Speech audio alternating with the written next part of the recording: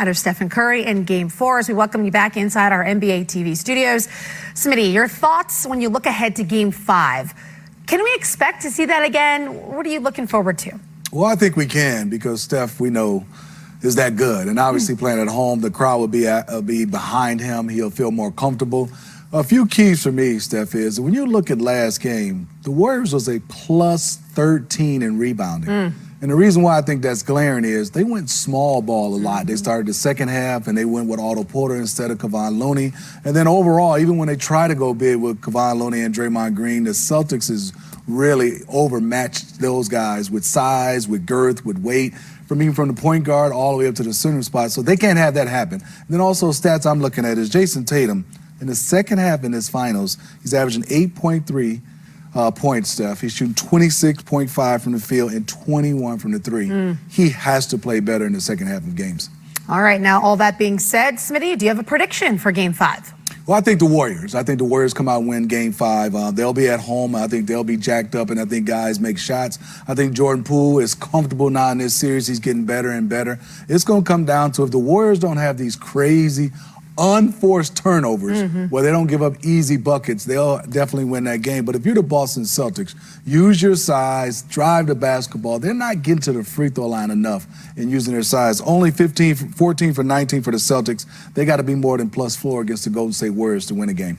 All right, well, the series is tied. Steph Curry had a historic night in Game 4. We will talk about that. And at the end, we'll let you get the folks at home ready for 5. Steph Curry, from behind the arc, 50%, 7 for 14, that's not a typo, 10 rebounds, 43 points.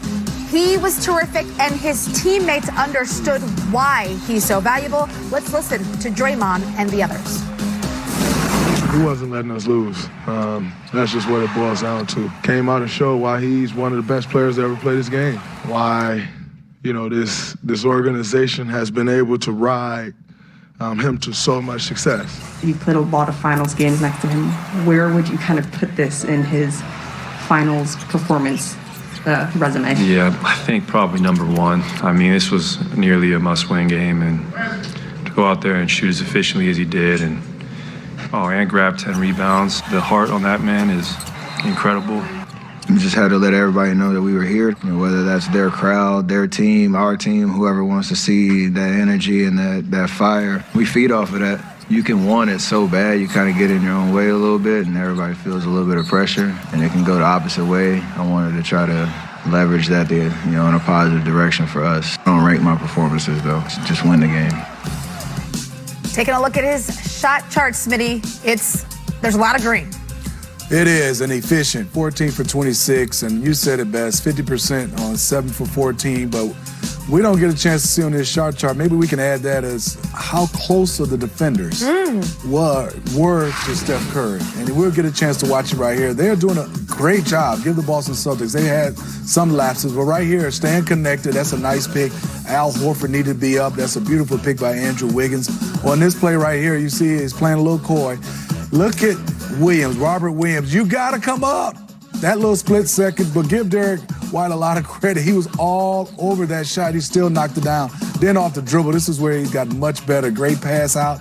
Gary Payton II had a wide open shot, but he kept moving without the basketball. And this is the perfect play. Draymond catches it. Watch Steph. Takes off, and then puts on brakes. What can you do about that? I give Derek White a lot of credit. He is contesting. He's all over Steph, but the guy has 43 points.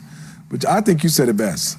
The threes we've seen, the points we've seen, 10 rebounds. Steph went in there and rebounded the basketball, and what a finals he's having. Averaging 34.3 on 50% field goal and also 49% from 3.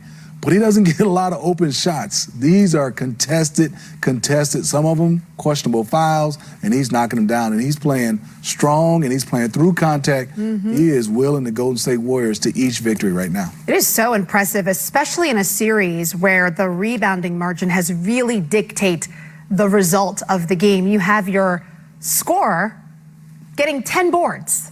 I mean, that is, you said earlier, the margin of rebounding it's impressive. So that leads us to, can he do it again, Smitty, in Game 5? I think the word you use for Steph Curry is gravity. He might not have 43, but I think he can get 30. And they're 41-9 in the playoffs when he gets 30 or more. But the gravity he pulls with him will get Draymond Green a easy bucket. Will get Kevon Looney an easy bucket. And then now I think what the Boston Celtics have to be worried about, Klay Thompson, it looks more confident, he looks more healthy, and obviously he had a big-time fourth quarter to go along with Steph Curry. They close out the Boston Celtics together. You get those two going and that gravity that Steph is pulling everybody to him, and those other guys get easier shots.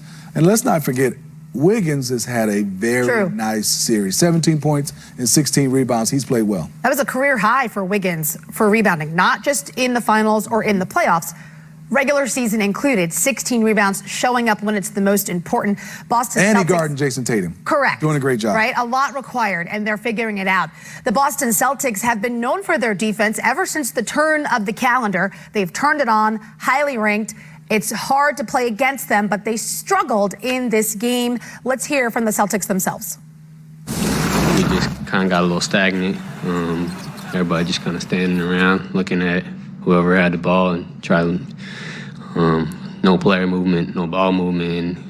We just got to do a better job executing down the stretch. Every time we got a 5-6 point lead, it felt like we made some poor decisions. Not sure if we tried to pick on mismatches too much. It got stalled out a little bit, but when we did run off-ball actions and got some movement, we got really good looks. A lot of times it felt like we were standing around unsure of who we were trying to go after, and led to those stalled out possessions. You often bring up the spacing after things go wrong with your offense. What is the issue that you see that keeps popping up? Well, you just answered your own question.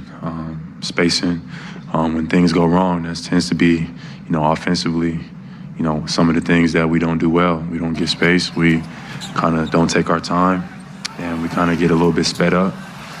And we just need to get more settled in those moments.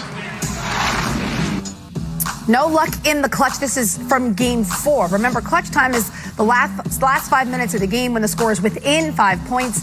And it is stark, Smitty. I mean, not just 0 points, but 0 for 5, only 1 rebound. It's tough to win under those circumstances. It is, and I think when you watch the Boston Celtics, it comes down to just watching what in the clutch, and then the second half is what Jason Tatum is doing. I think also the offense of the Boston Celtics. In wins and points in the paint, they're averaging about 43 points.